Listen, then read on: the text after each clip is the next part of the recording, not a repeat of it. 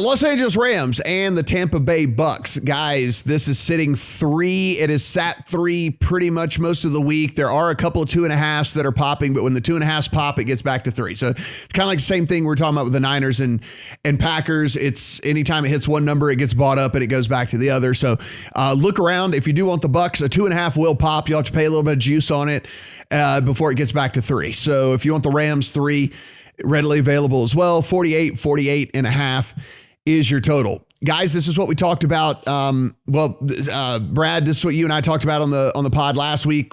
You know, a ceiling game from the Rams can look about as good as any team in the NFL and maybe look like the very best team in the NFL. We got a ceiling game from the Rams last week from every aspect, from the defensive line, keeping Kyler Murray completely off his rocker back there, to Stafford playing basically a perfect game, to Odell Beckham showing up and being a weapon for them. I mean, Cam Akers looking like he never even had friggin' a ruptured Achilles. I mean, I think the most ridiculous thing you've ever seen. So you got that ceiling game. The Bucs, we didn't have to really see much from them. I mean, that was a coast job from the very beginning. We figured that was going to be the case. I thought the Eagles might even get shut out at some point in that game. Brad, look, to me, it comes down to very simple, and just full disclosure, I've got a Rams +3 ticket. I'll probably end up playing Rams money line as well.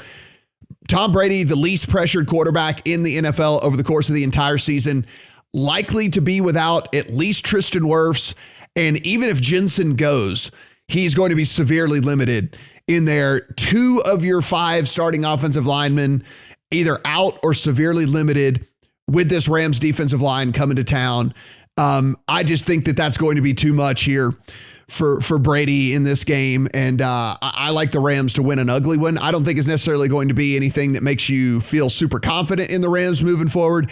I just think that defense wins more times than not against Brady, who again is without weapons, without Godwin, without Brown, with looks like it's going to be no Ronald Jones. Look like there's all kinds of different guys that are going to be out for them. So that's my stance. Where do you see this Rams Bucs game? Yeah, so I would agree with that point there, that I don't see the Buccaneers scoring a lot of points. I mean, the offensive line against Aaron Donald, Von Miller, Leonard Floyd. We know, well, you know, the way to get to any quarterback, pressure them with 4, and particularly if it's coming up the middle. If Jensen is injured against Aaron Donald, then and Brady's got Aaron Donald in his face immediately, it's not going to go well for them. Especially if you can then put Jalen Ramsey on Mike Evans. I think the 2 games they've played, Evans has five receptions for 52 yards. So if that comes out again, they're just going to pepper Gronk in the middle of the field? Because he threw a few times to Tyler Johnson last week. They had a couple of miscommunications. One he did actually complete, but he stopped when he thought he would carry on, and that happened a couple of times. So we spoke about this last week, that Brady needs precision out of his receivers. He needs them to read the defense the same way as him and cut the way he expects them to, and they're not currently on the same page. So you're probably taking away Evans. You're probably getting pressure in your face. So you are relying on these ancillary receivers, which it doesn't look like you can rely on. So the question is then the other side of the ball. What do we expect out of the Rams? Now, I think Andrew Whitworth is huge. For sure. Yeah, and it does sound legitimately questionable. If he's out, I would back the under in the game. If he's in, I'll back the Rams. I would say the interior of the Rams offensive line, they're one of these outside zone teams where they like light inside. They like light guards and light centers because they want to get across your face and just run side to side. Well, that's not ideal against Vita Vea and Ndamukong Suh. They're going to be giving up like 60 pounds on these guys. Jason Kelce got mauled last week by Vita Vea a few times just because he's just smaller than him, and there's not much you can do about that. So yeah, I would say if Whitworth goes, then I think they can move the ball a bit. But if he doesn't go, then there's mismatches all along that offensive line as well. And I think we could see quite a low-scoring game. So, yeah, obviously these offensive line injuries are going to be key to how this game plays out. Stephen, what we saw last week from Brady when this offensive line kind of started to go to shambles, he threw 28 times in under 2.5 seconds. So basically, he was just getting the ball and getting it out of his hands. He only averaged 4.6 air yards per attempt last week. And even with that, even with throwing the ball 28 times under 2.5 seconds. He still got sacked 4 times in that game against Philly. And again, in comes the Rams here against an offensive line that, again, Jensen's going to be limited at best. If he goes, he will not be 100%. I mean, this is going to be literally a game time decision with this guy. It does not look like Wirfs is going to go as it is anyway. He hadn't practiced all week long. And he looked, when he tried to come back in the game, he looked like a middle school offensive lineman out there. He couldn't move at all. There was they're not going to put him out there and put Brady in harm's way like that.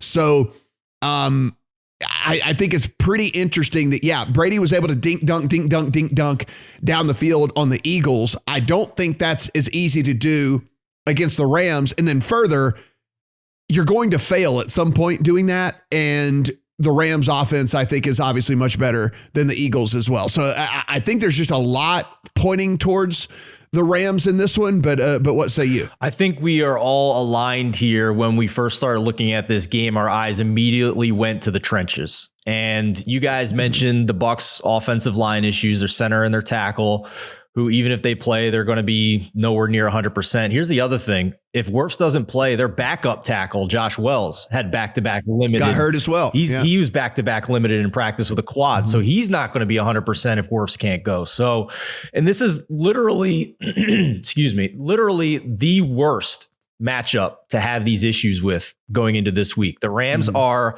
number 1 in the NFL in pass rush win rate, number 1 in the NFL in run stop win rate. You could not have picked a worse week for this to happen to the Tampa Bay Buccaneers. Plus, the Bucs rush defense below average in success rate and EPA over the second half of the season. So Sean McVay still likes to run the ball, even though he has Matthew Stafford and all those fun weapons on the outside. We've seen them try and do that with Sony Michel the second half of the year. Cam Akers came back miraculous. I need a documentary on how the hell Cam Akers is playing at this point in the season. It's unbelievable. It's absolutely incredible coming off an Achilles.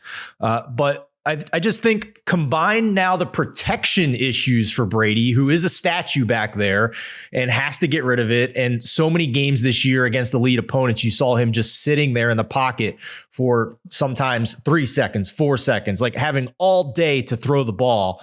And also, again, not having Chris Godwin, not having Antonio Brown, this team, to me, is now a shell of itself from earlier this year in the elite version of the Super Bowl champs that we have come to expect. I don't think we're going to see that. You're always a bonehead Matthew Stafford decision or pick 6 away from this totally blowing up on us. But I agree with you, Matt. I'm going to wait on Whitworth and his status to decide whether I like, if there's still a +3 out there, that'd be great. I think as we record, there's only -115 juice +3s, either that or the +125. And I might even sprinkle an extra half unit on a Rams alt line of like -3.5 +200, because I think that there is a pretty decent range of outcomes where the Rams win this game fairly easily. And just that stat that Brad, that I brought up last week, I do want to bring up just again, because it really, really does apply in this one. So the Bucs blitz at the second highest rate in the league, and that's how they have a lot of success on the defensive side of the ball. And Matthew Stafford had the highest quarterback passer rating against the blitz in the next gen stats era. Wow. This past season.